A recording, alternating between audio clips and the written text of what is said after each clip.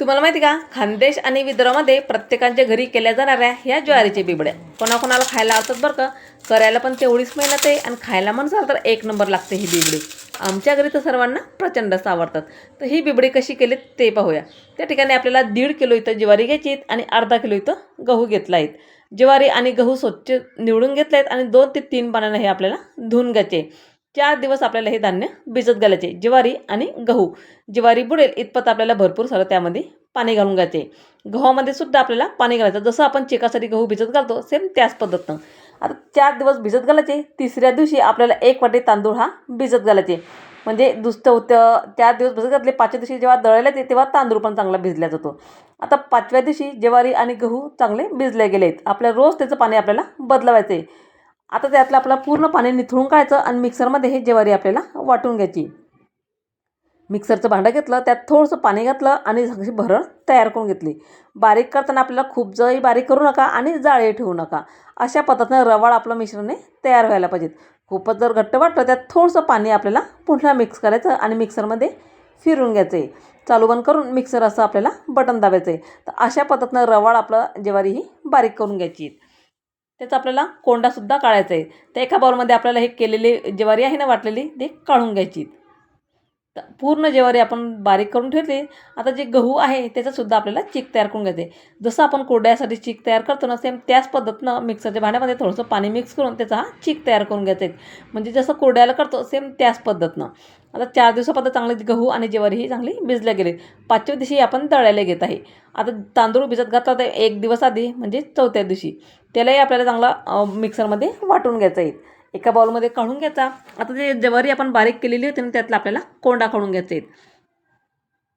आता कोंडा कसा काढायचा तेही सांगते. खाली एक पातेलं घ्यायचं आणि त्यावर पुरणाची चाळण घ्यायची. आता ते वाटलेली ज्वारी होती ना त्यावर थोडं मिश्रण घालून पुरणाच्या चाळणीमधून ते घालून घ्यायचं आणि हातानं जरा हलवून घ्यायचं आहे. म्हणजे जे रवा खाली पांढरा शुभ्र आपला चीक तयार राहतो आणि वरती जे असते ना ज्वारीचे कण ते एका टोपमध्ये आपल्याला काढून घ्यायचे. त्यातसुद्धा आपल्याला भरपूर सारं पाणी घालून घ्यायचं आणि पुन्हा ते आपल्याला गाळून घ्यायचे. म्हणजे जो कोंडा वगैरे असतो त्याचा तो बाहेर राहतो.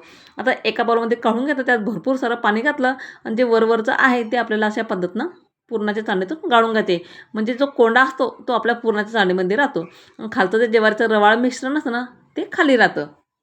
तर अशा पद्धतीनं आपल्याला हा कोंडा काढून घ्यायचा. अगदी सोपी पद्धत आहे. खूप जास्त कठीणही कोंडा काढण्याची पद्धत तुम्हाला म्हणजे वेगळं काही काढायची किंवा पाखडायचीही गरज पडत नाही.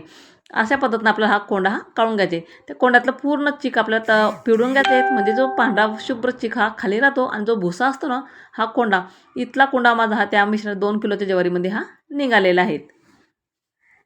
आता जे खालचं मिश्रण आहे ना ते मिश्रण आणि आज ज्वारीचं आपण आधी केलेलं मिश्रण म्हणजे दोन्ही आपल्याला एकत्रच करून घ्यायचं. म्हणजे खालचं जे रवाळ आहे ते सुद्धा त्याचमध्ये घालून घ्यायचे.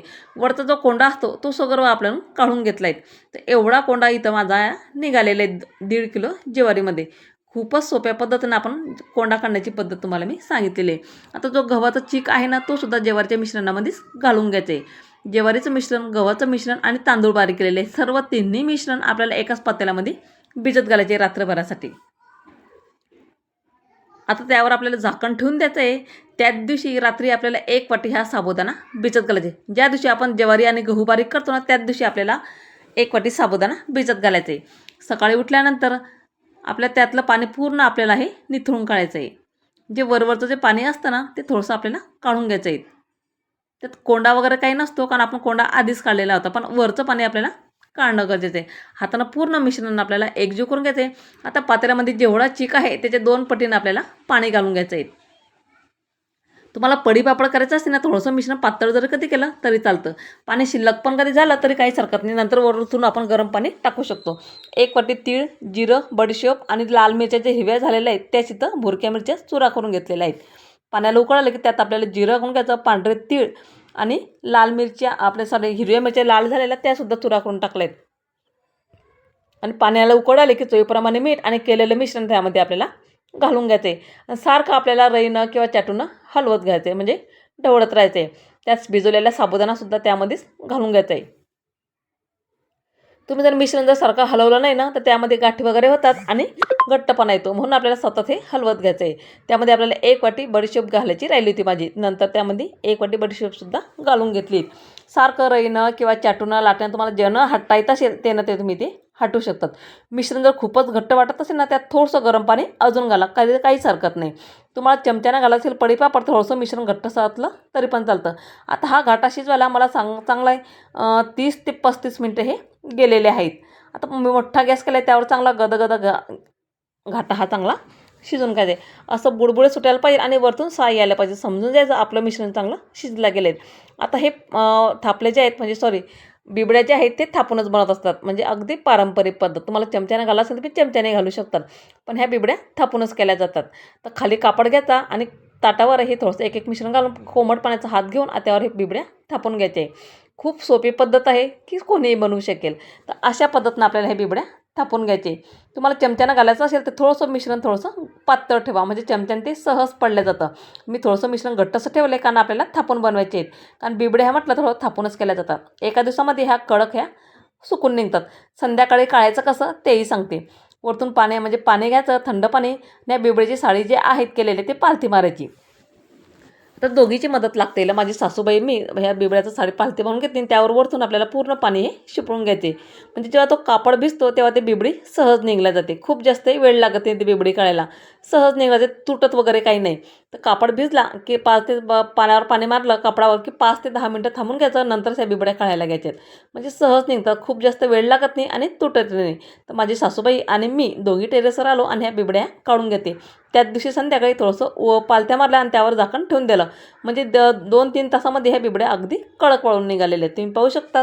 आता 6व्या दिवशी म्हणजे 7व्या दिवशी माझ्या बिबड्या ह्या चांगल्या कडक वाळवलेल्या आहेत. तुम्हाला भाजून खायचं असेल तुम्ही भाजूनही खाऊ शकतात किंवा तळूनही खाऊ शकतात. तुम्हाला जसं आवडेल तसं तुम्ही खाऊ शकतात. तर आमच्या इथे माझ्या मुलीला नुसत्याच खायला आवडतात, त्याबद्दल शेंगदाणे आणि हे कच्ची बिबडी तर एकच नंबर. तिला ते अशा पद्धतीनं खूप आवडतात. तुम्हाला मी तळून दाखवणार आहे. त्यात मी पापड, खार, सोडा वगैरे काही घातला नाही, कारण प्रत्येक पापडामध्ये आपण पापड, खार आणि सोडा घालत असतो. पण यात काही मी पापड, खार आणि सोडाही घातला नाही. तुम्हाला घालायचं असेल तुम्ही घालू शकतात, पण मी मुद्दाम नाही घातला, कारण बरंच पापडामध्ये सोडा असतो ना, म्हणून मी नाही घातला. पण तरीही पापड खूप छान फुलला आहे आणि अगदी कुरकुरीतसुद्धा झाले आहेत. तुम्हाला घालायचं असेल तर तुम्ही आवर्जून त्यामध्ये घालू शकतात. त्या ठिकाणी एक बिबडी भाजली आहेत मी आणि दुसरी बाकीचे जे आहेत त्या तळलेल्या आहेत. तुम्हाला भाजूनही खाऊ शकतात किंवा तळूनही खाऊ शकतात. तर अशा पद्धतीनं आपल्या खानदेश आणि विदर्भ स्पेशल ह्या ज्वारीचे बिबडे इथं तयार झाले. तर तुम्हाला माझी बनवण्याची पद्धत कशी वाटली ते हे मला कमेंट्स करायला विसरू नका. एकदा करा आणि कमेंट्समध्ये मला नक्कीच